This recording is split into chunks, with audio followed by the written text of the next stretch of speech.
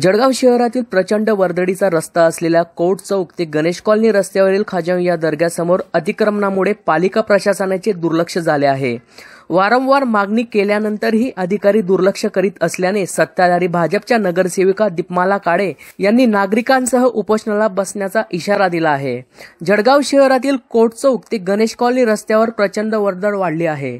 खाजाविया दर्ग्याजवळ रस्त्यातच अतिक्रमण आहे, त्याची मनपा पदाधिकारी व अधिकाऱ्यांनी पाहणी करून कारवाईचे आश्वासन दिले होते, मात्र अधिकाऱ्यांना आश्वासनाचा विसर पडलाय की काय, असा थेट सवाल भाजपच्या नगरसेविका दीपमाला काळे यांनी उपस्थित केला आहे। 2 वेळा महासभेत हा प्रश्न उपस्थित करूनही काही दखल घेण्यात आली नसल्याचे पत्र नगरसेविका दीपमाला काळे यांनी आयुक्तासह महापौरांना यावेळी दिलेले आहे।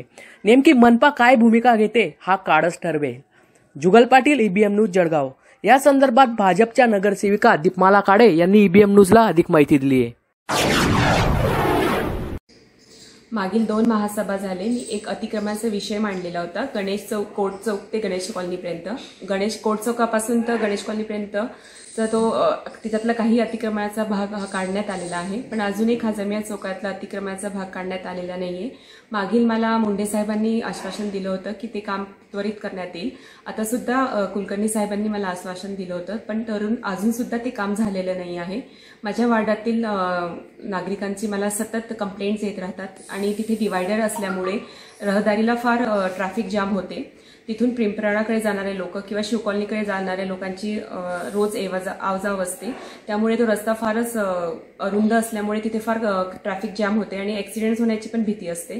आता सुद्धा मी एक नवीन लेटर दिलेला आहे की त्वरित तिथे अतिक्रमण काढण्यात यावं, नाहीतर मी माझ्या नागरिकांसह महापालिकेत उपोषणास बसेल। दीपमाला नगर सेविका के पास कम से कम 4-5 बार हमने इसका आपको दिखाया, बोला है।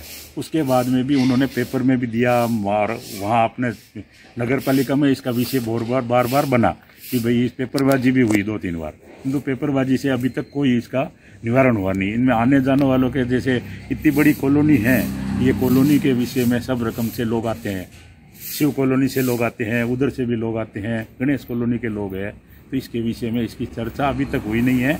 और ये कोई भी अतिक्रमण जो भी है वो जल्दी से जल्दी उसका हटना चाहिए। इसके साथ में हम हमेशा साथ में नगर सेविका के साथ में हम हमेशा है कि नगर सेविका हमारा काम करेगी। इसके लिए हमारे को ये जो अतिक्रमण जो भी है हमको तुरंत हटना चाहिए। अतिक्रमण नहीं निकला तो हम दीपमाला के साथ में उपोषण के लिए बैठेंगे। Hello guys, please like, comment and subscribe our channel.